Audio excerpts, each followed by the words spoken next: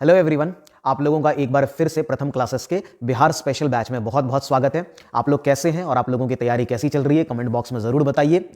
आज हम लोग जो बिहार स्पेशल हम लोग कर रहे थे, जिसमें हम लोग बिहार से संबंधित जो क्वेश्चंस पूछे गए हैं बिहार के अलग अलग एग्जाम्स में, उसको हम लोग कवर कर रहे हैं। इससे रिलेटेड एक वीडियो मैंने ऑलरेडी अपलोड कर दिया था और बिहार से रिलेटेड तो वैसे मैंने कई सारे वीडियोस अपलोड किए हुए हैं ना, जो आपको प्लेलिस्ट मिल जाएगा बिहार स्पेशल करके, वहां पर आप लोग चेकआउट कर सकते हैं जो लोग चैनल पर नए हैं।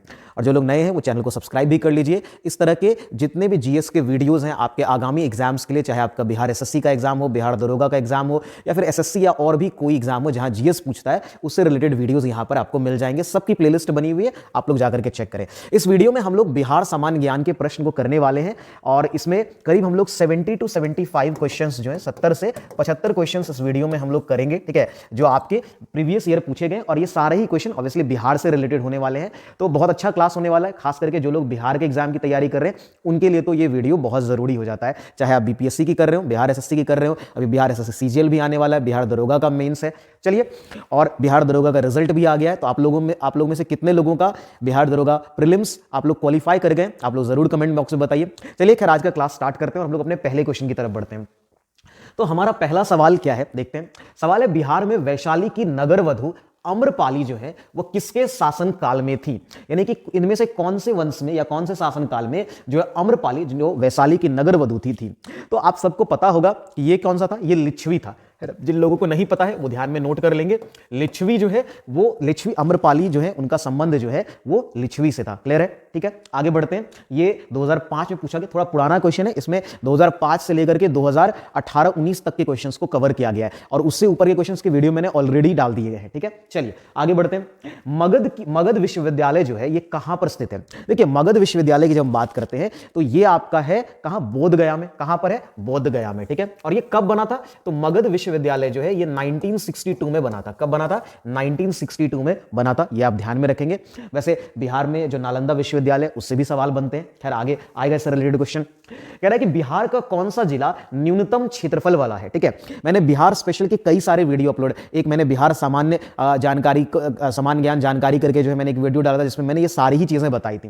देखिए, बिहार का ऐसे सबसे अगर न्यूनतम बोलेंगे ना, न्यूनतम क्षेत्रफल वाला, तो वो इनमें से तो कोई नहीं है। ठीक है, इनमें से वैसे हम लोग अभी करेंगे इनमें से कौन सा है, बट अगर आपसे पूछा जाए कि सबसे छोटा बिहार का कौन सा जिला है तो वो जिला है आपका शिवहर, है ना। सबसे छोटा कौन सा है? तो वो है शिवहर। ठीक है, शिवहर है। ठीक है, जिसका क्षेत्रफल जो है 349 किलोमीटर स्क्वायर ही है, इतना है। ठीक है, अब लेकिन यहां तो शिवहर है नहीं ऑप्शन में, तो ऑब्वियसली हमको इनमें से देखना है कि कौन सा होगा। तो इनमें से ऑब्वियसली कौन हो जाएगा? शेखपुरा हो जाएगा, क्योंकि इसका क्षेत्रफल की अगर आप बात करें तो ये 689 स्क्वायर किलोमीटर है। बात समझ में आ रही है? ठीक है, और ये हमारा इन चारों में से छोटा है। लेकिन ज्यादातर देखिए, ये सवाल पूछ लिया, लेकिन ज्यादातर चांसेस रहते हैं कि सबसे छोटा पूछा जाता है तो वो आपका शिवहर है। और अगर आपसे सबसे बड़ा पूछ ले तो कौन सा होगा? वो हो जाएगा पश्चिम चंपारण, है ना। तो आप ध्यान में रखेंगे, सबसे अगर आपसे बड़ा पूछ ले, सबसे बड़ा जिला, ठीक है, बिहार का, ठीक है, सबसे बड़ा जिला अगर आपसे पूछ ले तो ये आपका हो जाएगा, कौन सा हो जाएगा? तो ये हो जाएगा वेस्ट चंपारण। ठीक है, यानी कि पश्चिमी चंपारण जो है वो हो जाएगा। क्लियर है? ये सारे पॉइंट्स आप ध्यान में रखेंगे। चलिए अगले सवाल की तरफ बढ़ते हैं। अगला सवाल है, गंगा का उत्तरी मैदान जो है वो बिहार के कितने क्षेत्रफल में फैला हुआ है? तो देखिए, ये है लगभग कितना है? तो 56,980 वर्ग किलोमीटर जो है, इतने भाग में गंगा का मैदान जो है वो बिहार में फैला, यानी कि बहुत बड़े एरिया में कह लीजिए, ठीक है, कि ये फैला हुआ है। ठीक है, चलिए, अच्छा, बिहार का कुल क्षेत्रफल कितना है? आप लोग कमेंट बॉक्स में बताएंगे। ये सवाल पिछले भी वीडियो में, पिछले कई सारे बिहार के वीडियो में ऑलरेडी आ चुका है, तो आप लोग कमेंट बताएंगे कि बिहार का क्षेत्रफल कितना है। और फिर आप देख सकते हैं कि उसमें 56,980 वर्ग किलोमीटर का जो क्षेत्रफल है वो आपका गंगा के मैदान में आता है। ठीक है, आगे बढ़ते हैं, अगले सवाल को देखते हैं। कह रहे हैं, उड़ीसा राज्य बिहार से कब पृथक हुआ? देखिए, उड़ीसा बिहार से कब अलग हुआ? तो ये अलग हुआ था 1936 में, 1936 में हुआ। अच्छा, यहां पर आप एक 1912 का भी डेट, ये क्या हुआ था कि बिहार जो है वो बंगाल से अलग हुआ था। ये क्या हुआ था? अगर आपको याद होगा, बिहार बंगाल से अलग हुआ था। ठीक है, बंगाल से अलग हुआ, बना, अलग होकर के बना। ठीक है, अलग। और उड़ीसा बिहार से कब अलग हुआ? 1936 में। एक और आपको याद रखना होता है, और वो कौन सा है कि बिहार से झारखंड अलग हुआ था। ठीक है, तो वो कब हुआ था? वो आपको पता होगा कि 2000 में हुआ था, 15 नवंबर, है ना, 50 नवंबर, ये कभी कभी इसका डेट भी पूछ लेता है। तो 50 नवंबर 2000 को क्या हुआ था? झारखंड बिहार से अलग हुआ था, है ना, हमने पढ़ा भी है इसके बारे में। तो झारखंड जो है, झारखंड बिहार से अलग हुआ। क्लियर है? बिहार से अलग हुआ था। ठीक है, बिहार से अलग हुआ, है ना, तो ये ध्यान में रखेंगे, अलग हुआ। चलिए आगे बढ़ते हैं। तो ये हमने देखा, एक बार आप रिकॉल कर सकते हैं कि 1912 में क्या हुआ, बिहार बंगाल से अलग हुआ, यानी बिहार बना, राज्य बना, ठीक है। फिर 1936 में क्या हुआ, तो उड़ीसा बिहार राज्य से पृथक होकर के अलग स्टेट बना। और फिर 2000 ईस्वी में झारखंड जो है वो बिहार से अलग हुआ था, ठीक है। इसके बारे में मैंने ऑलरेडी बताया, 2000 में 3 स्टेट बने थे, ठीक है। बाद में बिहार बना था, छत्तीसगढ़ बना था, और साथ में आपका जो है उत्तराखंड, जो उत्तरांचल के नाम से बना था। तो 2000 में ही ये सारे जो है वो बने थे, ठीक है। आगे बढ़ते हैं और अगले सवाल को देखते हैं। तो अगला सवाल हमारा क्या हो जाएगा, कह रहा है कि बिहार में किसान सभा का गठन की जो औपचारिक घोषणा है ये कब हुई थी। देखिए बिहार किसान सभा की जब बात करते हैं ना, तो ये हुआ था 1929 में, ठीक है। 4 मार्च 1929 को हुआ था, जिसको बिहार प्रांतीय किसान सभा के नाम से जाना जाता है। इसको हम लोग क्या बोलते हैं, इसको बिहार प्रांतीय किसान सभा भी कहते हैं, प्रांतीय किसान सभा, ठीक है। इसके बारे में इससे पहले जो मैंने बिहार स्पेशल करके वीडियो डाला है उसमें भी मैंने इसके बारे में डिटेल बताया, आप उस वीडियो को जरूर देखिए, उसमें और भी अलग अलग क्वेश्चन है ऑब्वियसली, ठीक है। तो बिहार प्रांतीय किसान सभा की जब बात करते हैं, ठीक है, तो ये आपका 4 मार्च 1929 को बना था। और इसके बनने में जो एक सबसे बड़ा योगदान, वैसे तो जो किसान सभा है उन सभी जितने भी किसान सभा बने उसमें एक बहुत बड़ा योगदान, या कहिए कि मेन योगदान रहा है स्वामी सहजानंद सरस्वती का, ठीक है। तो ये भी ध्यान में रखेंगे, इनका नाम स्वामी सहजानंद सरस्वती, ठीक है, नंद सरस्वती, ये बहुत बड़ा नाम है जब किसान सभा की बात आती है ना। जो अखिल भारतीय किसान सभा बना था वो आपका 1936 में बना था, ठीक है। 11 अप्रैल 1936 को अखिल भारतीय किसान सभा बना, तो वो भी आप याद रख सकते हैं यहां पर। तो आपका कौन सा है ना, तो अखिल भारतीय किसान सभा, ठीक है। ये सबसे ज्यादा तो यही पूछा जाता है, बिहार में ये बिहार प्रांतीय पूछा जाता है, और ओवरऑल अगर आप देखें अलग अलग एग्जाम्स में तो अखिल भारतीय किसान सभा के बारे में पूछा जाता है, अखिल भारतीय किसान सभा, ठीक है, किसान सभा ये पूछा जाता है। और ये कब बना था, ये बना था 11 अप्रैल, ठीक है, 11 अप्रैल 1936 को, 1936 को। कहां पर बना था, लखनऊ में, और इसके भी हेड स्वामी सहजानंद सरस्वती ही थे, ठीक है। तो लखनऊ, उन्हीं के नेतृत्व में ये हुआ था, तो ये भी ध्यान में रखना है, इससे भी रिलेटेड स्वामी सहजानंद सरस्वती ही है, क्लियर है, ध्यान में रहेगा। चलिए आगे बढ़ते, इसको जरूर याद रखिएगा, एग्जाम में बहुत बार पूछा हुआ सवाल है, ठीक है। आगे बढ़ते हैं।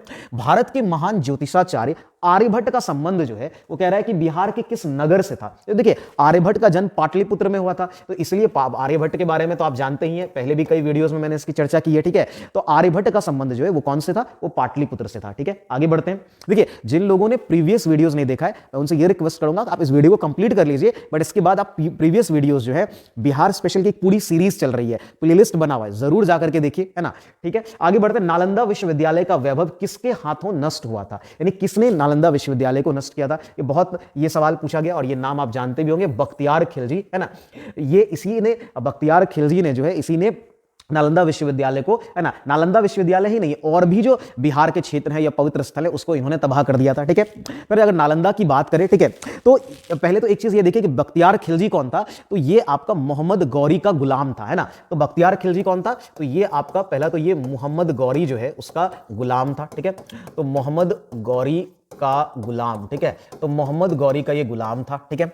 उसके अलावा अगर बात करें, ठीक है, तो बख्तियार खिलजी ने नालंदा को तबाह किया था, ठीक है। अच्छा यहां पर एक चीज और ध्यान रखिए, ठीक है, जब हम नालंदा विश्वविद्यालय की बात करते हैं तो नालंदा विश्वविद्यालय को बनाया किसने था, ठीक है। नालंदा विश्वविद्यालय की जब आप बात करते हैं, ठीक है, तो इसको मैं थोड़ा यहां कर देता हूं, ठीक है। तो नालंदा विश्वविद्यालय इसको बनाया था, ये 5वीं सदी में बना था, और ये सवाल भी कई बार पूछा जाता है। तो ये गुप्त सम्राट, है ना, सम्राट कुमार गुप्त के द्वारा बनवाया गया था, तो ये 5वीं सदी में बना था। ये कई बार आ चुका है, कई बार मैंने इसके बारे में बताया भी है। तो 5वीं सदी में बना था, किसके जो है वो कुमार गुप्त के द्वारा जो है, कुमार गुप्त इसके द्वारा बनाया गया था, ठीक है, क्लियर है। तो कुमार गुप्त जो प्रथम थे, ठीक है, या कुमार गुप्त के द्वारा जो है इसके द्वारा ये बनाया गया, ठीक है, ये ध्यान में रखेंगे। अच्छा एक और चीज, नालंदा विश्वविद्यालय में ही जो चीनी यात्री थे, हुएनसोंग हो या इत्सिंग हो, ये सब यहां पर आए थे। तो ये भी सवाल पूछ लिया जाता है कि हुएनसोंग हो गए, इत्सिंग हो गए, ये लोग नालंदा विश्वविद्यालय में आकर के इन्होंने बौद्ध धर्म का जो है वो ज्ञान प्राप्त किया या बौद्ध धर्म को समझा और उनके बारे में स्टडी किया, ठीक है। चलिए तो आगे बढ़ते हैं, ये ध्यान में रखेंगे। बिहार का शोक जो है किस नदी को कहा जाता है, ये तो बहुत साधारण सा सवाल है, जो लोग बिहार के एग्जाम की तैयारी कर रहे हैं। ये नदी है कौन सा, कोसी, ठीक है। कोसी नदी की अगर बात करें तो ये तिब्बत वाले क्षेत्र से निकल करके, ठीक है, ये तिब्बत वाले क्षेत्र से होते हुए नेपाल और फिर, है ना, भारत में, ये बिहार में, ठीक है।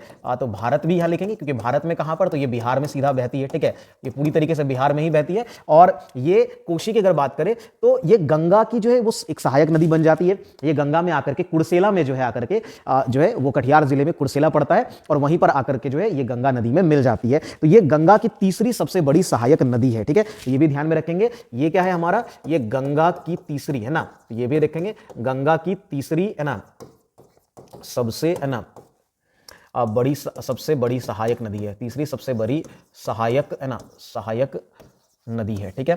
अच्छा, गंगा की बाकी दो बड़ी सहायक नदी कौन सी है, तो एक आपका यमुना हो गया और दूसरा आपका घाघरा हो गया, ठीक है, क्लियर है। तो गंगा नदी की सबसे ये तीसरी छूट गया, सॉरी, गंगा नदी की यहां पर आप तीसरी कर दीजिएगा, ठीक है, तीसरी सबसे बड़ी है ना सहायक नदी है ये आपका कोसी हो गया। इसको नेपाल में सप्तकोशी के भी नाम से जाना जाता है, अगर आपको ध्यान होगा तो नेपाल में आपका क्या हो गया, ये सप्तकोशी जो है वो इसके नाम से भी प्रसिद्ध है, ठीक है।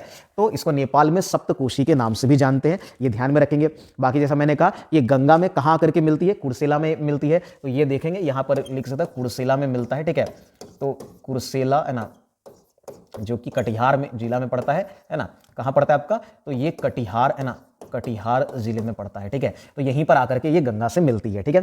अच्छा, एक चीज और, इसकी कुल लंबाई अगर कभी पूछ ले तो ये भी ध्यान में रख सकते हैं आप, इसकी कुल लंबाई जो है ना, कुल लंबाई 720 किलोमीटर है। कितनी है, तो इसकी कुल लंबाई 720 किलोमीटर लंबी ये नदी है, ठीक है। तो ये सारी बातें जो है आप है ना कोसी नदी के बारे में याद रख सकते हैं। इसके अलावा याद तो ये भी रख सकते हैं, ठीक है, कोसी परियोजना जो है वो कब शुरू हुआ था, तो ये भी सवाल पूछा गया है। कोसी परियोजना 1954 में शुरू हुआ था। तो कोसी नदी पर जो है परियोजना जो शुरू हुआ, यानी कि जिसको हम लोग कोसी परियोजना की बात करते हैं, ठीक है। तो कोसी परियोजना, ठीक है, परियोजना ये कब शुरू हुआ, परियोजना ये शुरू हुआ था 1954, 1954 में जो है ये शुरू हुआ, ठीक है। तो ये भी इसका शुभारंभ हुआ, ये भी सवाल पूछा जाता है। चलिए आगे बढ़ते हैं और अगले प्रश्न को देखते हैं। हमारा अगला सवाल क्या हो जाएगा, हमारा अगला सवाल है ना वही एक, बिहार में कोसी परियोजना के निर्माण का श्री गणेश कब हुआ था, अभी जस्ट ने बात की है 1954 में हुआ है, क्लियर है, ध्यान रहेगा। आगे बढ़ते हैं, अगला सवाल है बिहार में किस वर्ष दूरदर्शन का केंद्र स्थापित हुआ, ठीक है। अच्छा, पहले आप ये देखिए कि दूरदर्शन की जब हम बात करते हैं तो भारत में दूरदर्शन का जो प्रसारण है ये कब शुरू हुआ, ये 1959 में शुरू हुआ। कब शुरू हुआ था, 15 सितंबर 1959 को जो है दूरदर्शन का प्रसारण, दूरदर्शन का प्रसारण जो है ना, प्रसारण बात ये मैं बात कर रहा हूं भारत में, ठीक है। तो ये भारत में ये कब शुरू हुआ, तो ये शुरू हुआ था 1959 है ना, 15 सितंबर है, साथ में ये भी अगर ध्यान में रखना है 15 सितंबर जो है, ठीक है, ये शुरू हुआ।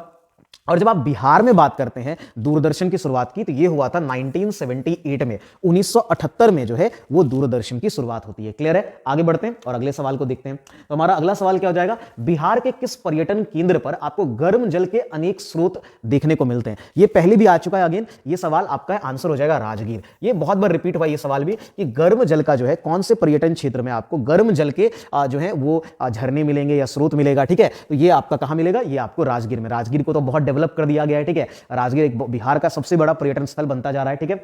आगे बढ़ते हैं और अगले सवाल को देखते हैं। अगला सवाल हमारा क्या है, क्या सवाल है कि विष्णुपद मंदिर जो है ये कहां पर स्थित है। देखिए विष्णुपद मंदिर जो है ये गया में है, बहुत प्रसिद्ध मंदिर है। आप यहां पर फोटो देख सकते हैं, यही आपका विष्णुपद मंदिर है, ठीक है। विष्णुपद मंदिर की क्या खास बात है, देखिए एक दो चीजें आप यहां पर ध्यान में, सबसे पहले आपने अगर सुना होगा तो ये पिंडदान के लिए ये बहुत प्रसिद्ध है, ठीक है। और दूसरा ये फल्गु नदी के तट पर स्थित है। तो आप विष्णुपद मंदिर की जब आप बात करते हैं तो ये ध्यान में क्या रख सकते हैं, तो फल्गु नदी के तट पर है, फल्गु नदी तट पर ये स्थित है, ठीक है, ये भी पूछ लिया जाता है, ठीक है। दूसरा ये मंदिर यहां जो है ना पिंडदान के लिए बहुत, आपने सुना होगा खास करके बिहार यूपी वाले क्षेत्र में या आप दिल्ली से कहीं भी रहते होंगे ना, तो आप जो हिंदू संस्कृति के लोग हैं आप सुनते होंगे कि जब उनके माता पिता दोनों का देहांत हो जाता है तब उसके बाद वो लोग पिंडदान करने आते हैं और कहा जाता है कि ऐसे में है ना उनकी आत्मा को शांति मिलती है, ठीक है। तो पिंडदान के लिए प्रसिद्ध है ये क्षेत्र, है ना, पिंडदान के लिए है ना के लिए प्रसिद्ध है, ठीक है। ये आपका प्रसिद्ध है, ठीक है।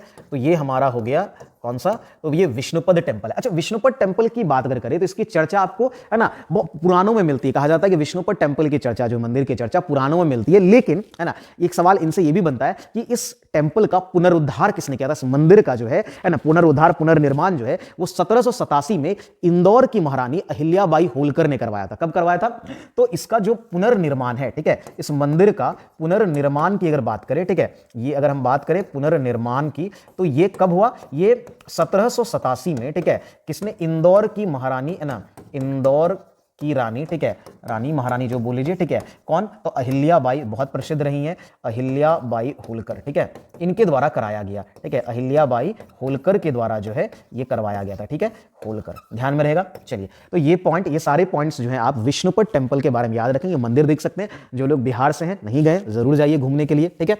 आगे बढ़ते हैं, अगला सवाल हमारा क्या है, अगला सवाल है निम्नलिखित में से किस नगर में जापानियों ने विश्व शांति स्तूप जो है ना वो उसका निर्माण कराया था। ये तस्वीर में आप देख सकते हैं, ये है वो विश्व शांति स्तूप। अक्सर लोग, बिहार के लोग अक्सर फोटो है ना इसके बारे में डालते रहते हैं कि जो लोग यहाँ पर घूमने जाते हैं। तो ये कहां पर है अगर बात करें तो देखिए, इसका निर्माण जो है वो राजगीर में 1978 में करवाया गया था जापानियों द्वारा। किसके द्वारा कराया गया था, तो जापानियों द्वारा। कहां कराया गया, राजगीर में। और कौन से ईयर में, 1978, 1978 में करवाया गया था। ये ध्यान में रखेंगे, ये टेंपल, ठीक है। तो ये आपका हो गया विश्व शांति स्तूप। तस्वीर भी आप ध्यान में रख सकते हैं और बहुत अच्छा घूमने का जगह भी है, जा सकते हैं। बोध गया में महाबोधि मंदिर बनाया गया, जहां इनमें से क्या हुआ था। ये आप बोध गया का जो महाबोधि मंदिर देख सकते हैं, ठीक है। और इस पर भी बख्तियार खिलजी ने यहां पर भी हमला किया था, यहां पर भी है ना मंदिर को तोड़ दिया था, फिर बाद में मंदिर का पुनर्निर्माण कराया गया, ठीक है।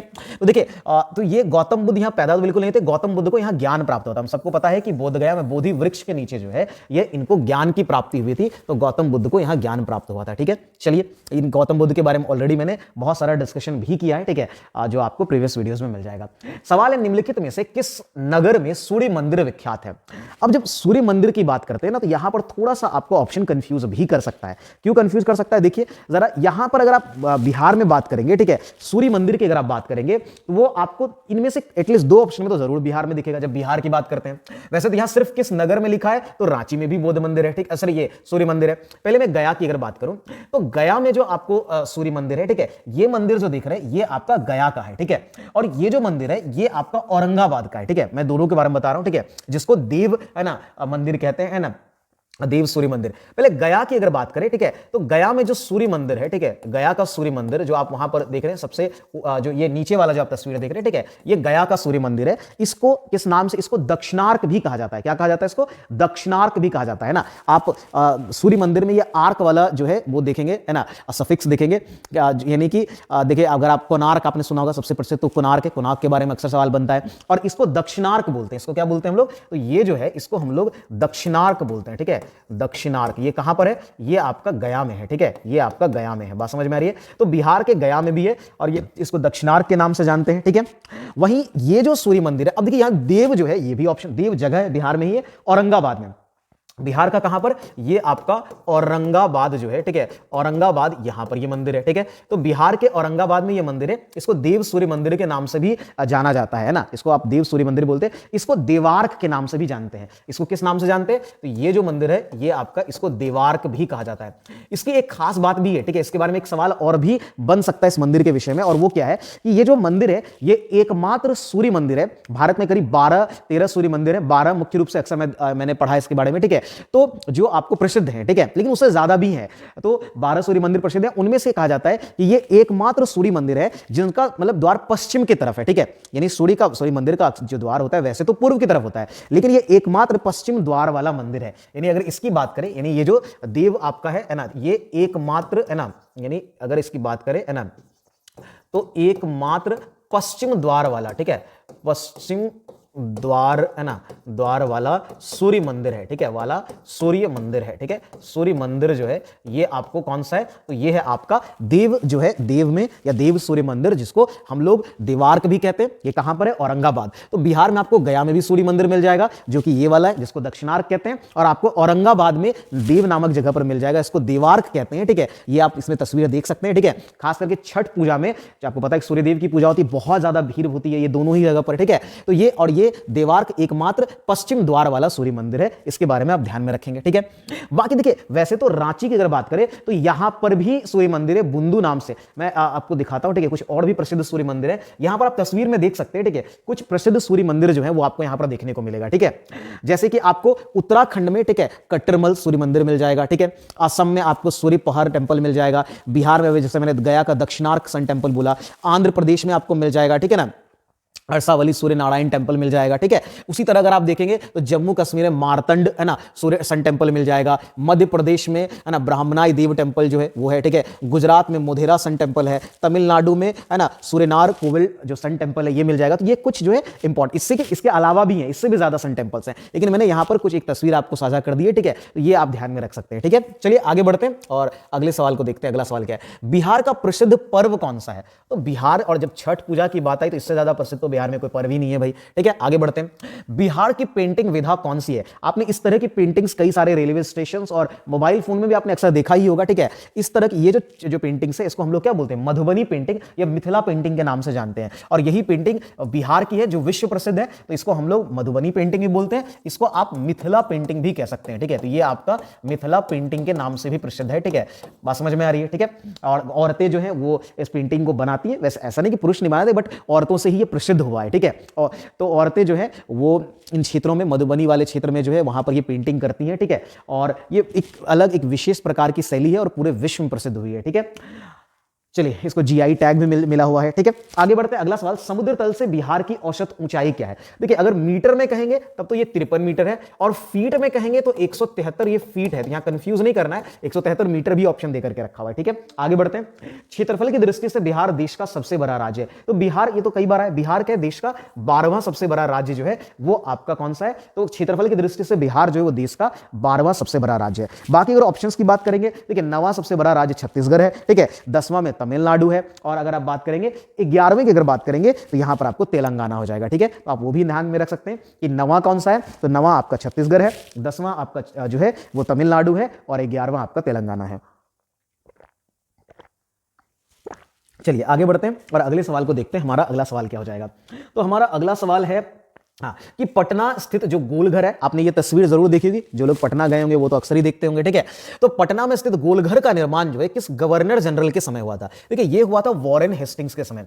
1770 की जो अकाल आया था 1770 में, इसके बाद जो है इसका निर्माण होता है। 1784 से 86 के बीच में जो है इसका निर्माण होता है। कब होता है? तो 1784 से है ना 86 के बीच में इसका निर्माण होता है। अच्छा, इसका जो वास्तुकार था ना उसके बारे में भी अक्सर सवाल बनते हैं, ठीक है, कि इसका वास्तुकार कौन था? तो उनका नाम था जॉन गार्स्टीन, ठीक है। तो क्या नाम था इसके? अगर वास्तुकार यानी आर्किटेक्ट की बात करें, है ना, वास्तुकार की बात करें तो ये थे जॉन गार्स्टीन, ठीक है, जॉन गार्स्टीन, ठीक है, गास्टिन। बात समझ में आ रही है? तो जॉन गास्टिन का नाम याद रखेंगे, ये जो है गोल घर के वास्तुकार यानी कि आर्किटेक्ट थे, ठीक है। और वॉरेन हेस्टिंग्स के समय ये बना था, ठीक है। उड़ीसा राज्य बिहार से कब, ये तो अभी हमने पीछे ही डिस्कस किया इस सवाल को, ठीक है। आगे बढ़ते हैं, बिहार में कितने ब्लॉक या प्रखंड है? ये भी मैंने बिहार स्पेशल वाला वीडियो में बताया था, है ना, कि 534 ब्लॉक है यहां पर, ठीक है। आगे बढ़ते हैं, प्लाईवुड का कारखाना बिहार में कहां पर है? ये हाजीपुर में है ना। बिहार में जो भी प्रसिद्ध कारखाने, चाहे वो तेल का हो या जो भी हो, है ना, रेलवे का हो, कुछ भी हो, ठीक है, तो वो सब इंपॉर्टेंट होता है, उसको जरूर आप पढ़ लें, ठीक है। तो बिहार में प्लाईवुड का कारखाना ये आपको हाजीपुर में मिल जाएगा। शून्य की पहचान सबसे पहले किस भारतीय? तो सबको पता है, शून्य की पहचान की बात आती है तो आर्यभट्ट, और मैंने बताया भी था कि इनका जन्म जो है वो पाटलिपुत्र में हुआ था, है ना। चलिए आगे बढ़ते हैं, उस राज्य का वर्तमान नाम क्या है जहां नालंदा नाम का प्राचीन शैक्षणिक स्थल? ये तो बिहार है भाई, बिहार में की बात हो रही है, ठीक है। आगे बढ़ते हैं, इससे बहुत आसान सा सवाल है, ठीक है।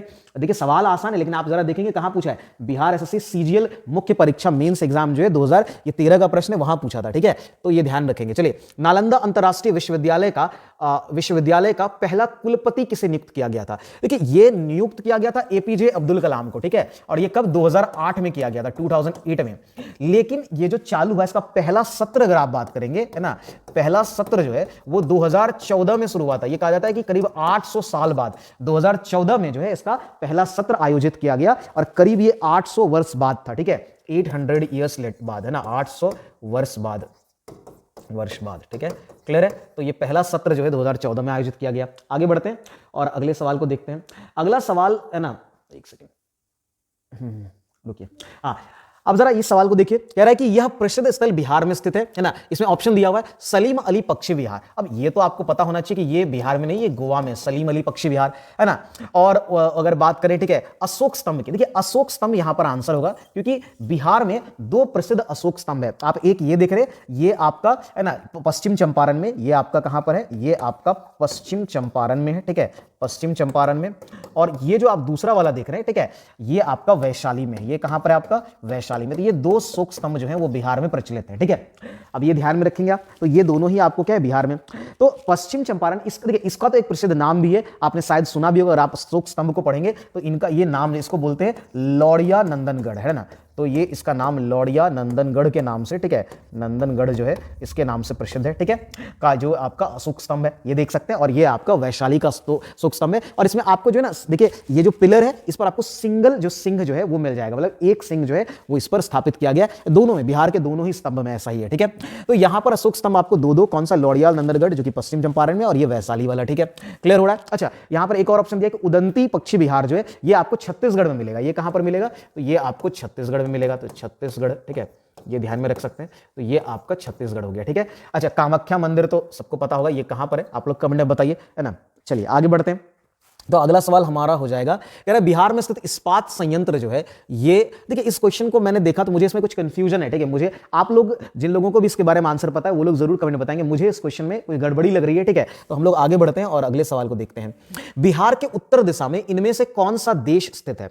अब बिहार का देश से, किसी देश से तो बॉर्डर लगता है, वैसे आप यहां मैप भी देख सकते हैं। बिहार में जो है सबसे, अगर उत्तर, मतलब बिहार के उत्तर में देखेंगे तो आपको पता है कि ये देश कौन सा है, ये है नेपाल, है ना। तो यहां पर कई सारे जो है बिहार के जिले हैं जिससे इसका बॉर्डर लगता है, हमने डिस्कस भी किया था कितने जिले हैं। तो देखिए वेस्ट चंपारण, ईस्ट चंपारण, है ना, यानी कि पश्चिम चंपारण, पूर्वी चंपारण, सीतामढ़ी, मधुबनी, सुपौल, अररिया और किशनगंज, यानी कुल 7 जिले हैं जिससे नेपाल की बाउंड्री शेयर होती है, ठीक है। उसी तरह उत्तर प्रदेश से कौन कौन से जिले लगते हैं, कुल 8 जिले लगते हैं। साउदर्न मोस्ट डिस्ट्रिक्ट की बात करें या इधर झारखंड से लगने वाले जो है यहां भी आपको 8 जिले मिल जाएंगे। ये सब मैंने ऑलरेडी डिस्कस किया हुआ है, आप बिहार स्पेशल वाला वीडियो जरूर देखिए, जितने भी बिहार के नाम से जो भी वीडियोस आपको मिल जाएंगे, ठीक है, वो सारे वैसे प्लेलिस्ट में, बिहार स्पेशल प्लेलिस्ट में मिल जाएंगे। उसी तरह वेस्ट बंगाल से बाउंड्री शेयर करने वाले जो जिले हैं ये सब आपको मिल जाएगा, यहां पर आप देख सकते हैं, ठीक है। यहां पर आप सबसे छोटा जिला शिवहर देख सकते हैं, है ना। शेखपुरा भी अभी आया था, शेखपुरा को आप यहां पर देख सकते हैं, ठीक है, क्लियर है। कैमूर, रोहतास, ये सारी चीजें, सारे जिले ये मैंने ऑलरेडी डिस्कस किया, इसलिए मैं ज्यादा यहां आपका समय नहीं लूंगा, ठीक है। आगे बाकी यहां ये देख सकते हैं कि सबसे उत्तर वाला जिला कौन सा है, तो वेस्ट चंपारण। सबसे पूर्वी वाला किशनगंज। सबसे पश्चिम में अगर आप देखेंगे तो ये आपका जो है सबसे, ये पश्चिम में तो आपका कैमूर हो जाएगा, दक्षिण में आपका कौन सा हो जाएगा, गया हो जाएगा, ठीक है। तो ये सब कह रहा तो बिहार के उत्तर दिशा में कौन सा है, तो ये तो नेपाल हो जाएगा, ठीक है। आगे बढ़ते हैं अगले सवाल की तरफ। बिहार के पश्चिम दिशा में कौन सा राज्य है, तो पश्चिम में देखो, पश्चिम में क्या हो जाएगा, तो उत्तर प्रदेश हो जाएगा, तो यहां पर आंसर हो जाएगा उत्तर प्रदेश। अगर आपको पूर्व में पूछता तो वेस्ट बंगाल, दक्षिण में पूछता तो झारखंड हो जाता, ठीक है। ये तो बहुत आसान सा सवाल है बिहार से संबंधित। आगे बढ़ते हैं। सारण जिले का मुख्यालय, ये तो छपरा है ना, सारण जिले का मुख्यालय कहां पर है, ये छपरा में है, ठीक है। तो ये ध्यान में रखें, हेडक्वार्टर जिसको हम लोग बोलते हैं, ठीक है। ब्रिटिश राज्य में बिहार किस सूबे का हिस्सा था, तो बिहार तो बंगाल का हिस्सा था। ये बहुत आसान सा सवाल हो गया कि बिहार किसका हिस्सा था, तो बंगाल का। बिहार की राजभाषा क्या है, देखिए बिहार में 2 है, एक तो हिंदी भी है और दूसरा हमारा पता होगा कि उर्दू जो है वो भी है, ठीक है। तो ये ध्यान में रखेंगे। चलिए आगे बढ़ते हैं। कौन सा राज्य वर्ष 2000 में बिहार से अलग हुआ, अभी जस्ट डिस्कस हुआ, तो 15 नवंबर को झारखंड अलग हुआ था, ठीक है। आगे बढ़ते हैं। किस नदी को बिहार का शोक कहा जाता है, ये भी हमने डिस्कस किया, कोशी को, ठीक है। चलिए आगे बढ़ते हैं, ठीक है। कह रहा है इनमें से भारत के किस राष्ट्रपति का जन्म बिहार में हुआ, तो ये तो डॉक्टर राजेंद्र प्रसाद हैं, ठीक है। चलिए, तो डॉक्टर राजेंद्र प्रसाद का जन्म जो है बिहार में हुआ। आप लोग बताएंगे बिहार के कौन से जो है जिले से डॉक्टर राजेंद्र प्रसाद का संबंध था, ठीक है। आगे बढ़ते हैं और अगले सवाल को देखते हैं। तो अगला सवाल है, प्राचीन काल में पटना जाना जाता था, किस नाम से मतलब जाना जाता था, तो देखिए पटना जो है वो आपको पता होगा कि ये पाटलिपुत्र के नाम से प्रसिद्ध था, ठीक है। ये से कुछ साधारण सवाल हैं जो आप ध्यान में रख सकते हैं। प्राचीन भारत में इनमें से कौन सा शिक्षा का केंद्र नहीं था, कौन सा शिक्षा का केंद्र नहीं था, नालंदा, विक्रमशिला, उदंतपुरी, विजयनगर नहीं था, ठीक है। क्योंकि विजयनगर के इतिहास की जब बात करते हैं ना तो ये मध्यकालीन में चला जाता है, ठीक है। तो ये प्राचीन काल का तो है नहीं, ठीक है। तो विजयनगर नहीं होगा इनमें से। चलिए आगे बढ़ते हैं और अगले सवाल को देखते हैं। तो हमारा अगला सवाल क्या हो जाएगा, बिहार किस मूल शब्द से, ये तो विहार, यहाँ बिहार लिख दिया लेकिन एक्चुअली में विहार शब्द है, ठीक है। तो विहार शब्द से लिया गया, तो ये आंसर ये हो जाएगा, ठीक है। आगे बढ़ते हैं। बौद्ध मठ के कारण। शेरशाह सूरी किस स्थान से थे, ठीक है। देखिए शेरशाह सूरी की बात करते हैं, यहां हो जाएगा सासाराम। तो बिहार का सासाराम जो है, ठीक है, वहां से शेरशाह सूरी का संबंध था। शेरशाह सूरी के बारे में आप जानते भी होंगे, ठीक है, कि है ना, इसने सूर वंश की स्थापना की थी और 1540 से, ठीक है, 1545 तक जो है इसने शासन किया था दिल्ली में, ठीक है। दिल्ली में इन्होंने दिल्ली में शासन किया, ठीक है। सूर डायनेस्टी की स्थापना की। ये इनका मकबरा जो है, ये आप देख सकते हैं यहां पर मकबरा है, ठीक है। सासाराम में ही जो है वो शेरशाह का मकबरा है, बहुत प्रसिद्ध है जो है स्थल है, ठीक है। चलिए आगे बढ़ते हैं, टूरिस्ट प्लेस है। बिहार में 1857 के सिपाही विद्रोह का नेतृत्व जो है वो किसने किया था? ये तो कई बार आ गया, बाबू कुंवर सिंह के बारे में आप जानते होंगे कि 1857 के विद्रोह में बिहार से जो नेतृत्व किया था ये बाबू कुंवर सिंह ने किया था। ठीक है, आगे बढ़े, अगला सवाल देखते हैं। वंदे मातरम गान किसने रचा? ये सब देखिए बहुत बेसिक जनरल नॉलेज का क्वेश्चन है। बंकिम चंद्र चटर्जी ने जो है वो वंदे मातरम लिखा था। ठीक है, और जन गण मन रविंद्रनाथ टैगोर ने लिखा था, ये जानते ही हम लोग। ठीक है, आगे बढ़ते हैं। कौन सा उद्योग बिहार में मौजूद नहीं है? ठीक है, तेल परिष्करणशाला है, सीमेंट का उद्योग है, उर्वरक का उद्योग। देखिए गहरे समुद्र से, क्योंकि यहां तो गहरे समुद्र का कुछ है ही नहीं ना, तो गहरे समुद्र के मत्स्य उत्पाद से तो बिहार का कोई कनेक्शन ही नहीं है। ठीक है, आगे बढ़े, अगला सवाल देखते हैं। नम पर्णपाती जंगल जो है आपको बिहार में कहां पर मिलेगा? ठीक है, तो देखिए ये आपको मिल जाएगा समस्तीपुर और दरभंगा जिले में। कहां मिलेगा? समस्तीपुर और दरभंगा जिले में ये आपको मिल जाएगा। ठीक है, कह रहा है इनमें से कौन से बिहार में उत्पादित खनिज हैं? तो देखिए यहां पर आपको कौन कौन सा खनिज मिल सकता है। देखिए यहां पर आपको पहला ही ऑप्शन अगर आप ध्यान से देखेंगे तो ये पहला ऑप्शन जो है ये तीनों मिल जाएगा आपको, चूना पत्थर, क्वार्टजाइट और पाइराइट, ये तीनों मिल जाएगा। तो बिहार में कौन कौन से खनिज जो है वो आपका मिलता है बिहार में, और किन क्षेत्रों में कौन सा खनिज आपको मिलता है, ये भी आपको ध्यान में रखने की जरूरत है। तो ये सारी चीजें पढ़ने लायक है। ठीक है, भारत के निम्नलिखित राष्ट्रपतियों में से कौन बिहार में जन्म लिए थे? ठीक है, ये तो फिर वही बात हो गई, पीछे ही आ चुके हैं, राजेंद्र प्रसाद जी। ठीक है, बिहार में बहने वाली 4 नदियों में से किसका उद्गम अमरकंटक में है? ठीक है, तो देखिए यहां जो अमरकंटक में ये है सोन नदी का, है ना। सोन नदी का उद्गम जो है वो अमरकंटक की पहाड़ियों से, कहां से? तो ये आपको मिल जाएगा अमरकंटक की पहाड़ियों से, ध्यान में रहेगा। ठीक है, चलिए, और गंगा और सोन नदी आपको पता होगा कि ये वैशाली में जाकर के मिलती है। ठीक है, यानी सोन नदी गंगा से कहां मिलती है? वैशाली में। तो ये यहां से ध्यान में रख लेंगे कि गंगा में मिलती है। ठीक है, तो मिलती है, कहां मिलती है भाई? ठीक है, तो ये वैशाली में मिलती है। ठीक है, चलिए आगे बढ़ते हैं, अगला सवाल देखते हैं। तो अगला सवाल है, बिहार पंचायती राज अधिनियम में ग्राम पंचायत की अवधि 5 वर्षों की निर्धारित है, इसकी गणना जो है वो इनमें से क्या कैसे की जाती है? पंचायत निर्वाचन की अधिसूचना की तिथि से की जाती है, पंचायत की पहली बैठक से की जाती है, की तिथि से की जाती है, या पंचायत निर्वाचन के परिणाम घोषित करने की तिथि से? देखिए जब हम पंचायती राज अधिनियम की बात करते हैं और उसमें ग्राम पंचायत की अवधि जो कि 5 वर्ष की होती है, यह निर्धारित होती है पंचायत की पहली बैठक से। ठीक है, तो पंचायत की पहली बैठक की जो तिथि है यहां से यह काउंटिंग शुरू होता है, निर्धारित होता है ये 5 वर्ष। ठीक है, आगे बढ़े। बिहार में किसान सभा की स्थापना किनके द्वारा की गई? ये मैंने पहले ही बताया था, जब स्वामी सहजानंद सरस्वती का नाम आ जाए तो बस वही होगा। बिहार पंचायती राज अधिनियम 2006 में 2 ग्राम की बैठकों के बीच अधिकतम कितनी अवधि जो है वो निर्धारित होती है? ये अवधि 3 महीने की है। कितनी की है? ये है ना, जो ग्राम सभा एक्चुअली है उसकी बैठक की जो है वो आपका क्या है कि बीच अधिकतम कितनी अवधि हो सकती है? तो ये 3 महीने की जो है अवधि है। ठीक है, आगे बढ़ते हैं।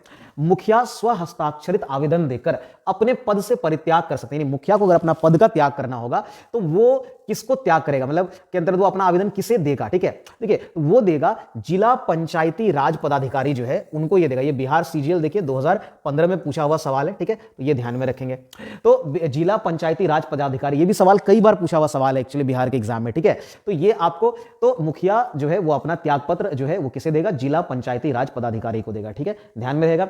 बिहार में लोकसभा की 40 सीटें हैं, राज्यसभा की कितनी सीटें हैं? तो राज्यसभा की यहां पर 16 सीटें, ध्यान में रखेंगे। तो लोकसभा की 40 है, राज्यसभा की 16 है, विधानसभा की कितनी है? 243 है। ठीक है, अगर विधानसभा बोलेंगे तो विधानसभा की 243 है। ठीक है, और विधान परिषद पूछ ले, यही विधान परिषद अगर पूछ ले, क्योंकि बिहार में विधान परिषद भी है, तो यहां पर इसकी सीटें कितनी है? 75 सीटें हैं। ठीक है, तो ये सब ध्यान में रखेंगे, ये सब भी पूछ लिया जाता है। पटना उच्च न्यायालय की स्थापना कब हुई थी? तो देखिए ये तो हुआ था 1916 में, है ना। 1916 में जो है वो पटना उच्च न्यायालय की स्थापना की गई थी। ये 3 फरवरी 1916 को पटना हाईकोर्ट की स्थापना की गई। अच्छा, आप लोग क्या बता सकते हैं पटना हाईकोर्ट के वर्तमान अभी प्रेजेंट जो है चीफ जस्टिस कौन है? आप लोग कमेंट में बताइएगा कि पटना हाईकोर्ट के चीफ जस्टिस कौन है। ठीक है, आगे बढ़े।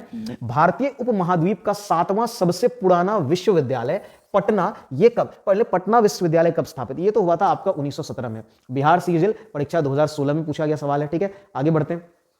वाल्मीकि राष्ट्रीय उद्यान, ये बिहार का एकमात्र नेशनल पार्क है, तो ये बिहार में ही है ऑब्वियसली। और कहां है? बिहार के कौन से जिले में? आप लोग कमेंट में बनाएं, क्योंकि ये कई सारे वीडियोस में ऑलरेडी आ चुका है। ठीक है, छऊ बिहार के अतिरिक्त किस राज्य का भी लोक नृत्य है? देखिए छऊ की जब बात करते हैं, मैंने कई बार छऊ के बारे में डिटेल में बताया है। ठीक है, छऊ वैसे तो बिहार से ज्यादा वो दूसरे राज्यों में प्रसिद्ध है, जब बिहार झारखंड एक था तब तो वो बिहार में प्रसिद्ध था, लेकिन ये अब झारखंड खास करके देखिए 3 तरह के छऊ नृत्य जो है वो देखने को मिलते हैं। पुरुलिया छऊ है ना, जो कि पश्चिम बंगाल में है, उसके बाद सरायकेला छऊ जो कि आपको झारखंड में देखने को मिलता है, और मयूरभंज छऊ जो कि ओडिशा में। तो यहाँ तो वो सब स्टेट है नहीं, तो यहाँ एक ही पश्चिम बंगाल है। और सवाल है कि तो बिहार के अतिरिक्त जो है ये आपको पश्चिम बंगाल में, और इस किस नाम से जाना जाता है, वहां पर इसको पुरुलिया है ना, पुरुलिया छऊ के नाम से, पुरुलिया छऊ ठीक है के नाम से जाना जाता है। ठीक है, क्लियर है। और झारखंड में इसको सरायकेला छऊ बोलते हैं, और ओडिशा में इसको मयूरभंज छऊ के नाम से जानते हैं। आगे बढ़ते हैं, बिहार में कितने जिले हैं, अब ये तो आप लोग बताएंगे है ना। ये बिहार एसएससी इंटर लेवल जो भी आने वाला एग्जाम है, इसका 2017 का सवाल है। ठीक है, आगे बढ़ते हैं। बिहार के इस तरफ के राज्य में सर्वाधिक जनसंख्या, किस तरफ के राज्य में, तो देखिए बिहार का जब बोला जाएगा तो ये उत्तर का क्षेत्र है। उत्तर में देखिए इसको कहने का तरीका है, ये गंगा का उत्तरी क्षेत्र होता है, और गंडक से पूर्वी वाला जो क्षेत्र है वहां पर आपको सबसे अधिक जनसंख्या, यानी गंगा का उत्तरी और आपका गंडक का पूर्वी क्षेत्र जो है बिहार का, उसमें आपको दिखेगा। ठीक है, ये भी बिहार एसएससी में पूछा हुआ सवाल है, इंटर लेवल जो है।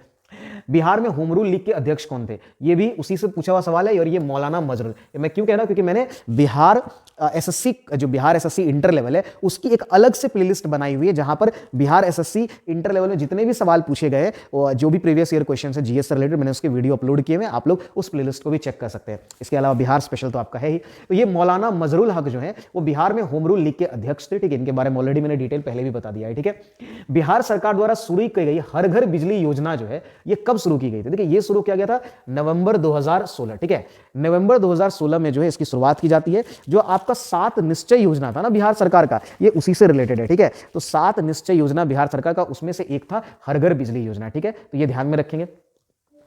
एकीकृत विद्युत विकास योजना की मुख्य वस्तु क्या है, मतलब उसका मेन एम क्या है, तो ये तो पहला ही हो जाएगा, सभी के लिए 24/7 जो है, यानी कि है ना 7 दिन 24 घंटे जो है वो बिजली सुनिश्चित करना या शक्ति पावर सुनिश्चित करना। ठीक है, आगे बढ़ते हैं, अगला सवाल देखते हैं। बिहार में मुखिया ने अपना इस्तीफा, मतलब मुखिया अपना इस्तीफा सौंपते हैं, ये मैंने पहले बताया था अभी कि जिला पंचायत राज्य अधिकारी जो है वो उसको अपना इस्तीफा देंगे मुखिया। ठीक है, निम्नलिखित में से कौन दक्षिण बिहार में स्थित है, यानी साउथ बिहार में, देखिए पूर्णिया, आरा, राजगीर, गया। ठीक है, अब देखिए साउथ बिहार में वैसे तो राजगीर भी हो जाएगा और गया भी हो जाएगा। ठीक है, अब इस तरह के सवाल जो है वो अक्सर है ना, अगर अब पूरा, अब देखिए सबसे ज्यादा साउथ तो ऑब्वियसली गया है ना, तो यहां इस हिसाब से तो गया ही मारना होगा। वैसे इसके आंसर साउथ बिहार में राजगीर भी आएगा, हाँ, लेकिन सदर्न मोस्ट जो जिला होता है वो आपका गया ही है, तो बेहतर है कि आप गया ही मारिए। ठीक है, गया को ही आप टिक करके आएंगे। बिहार में पंचायत समिति के निर्वाचित सदस्य जो हैं वो अपना इस्तीफा वो किसे सौंपते हैं, तो ये सौंपेंगे किसको, पंचायत समिति के प्रधान को सौंपेंगे ऑब्वियसली, कि पंचायत समिति का जो प्रधान होगा उसी को पंचायत समिति के जो निर्वाचित सदस्य हैं वो अपना इस्तीफा देंगे। ठीक है,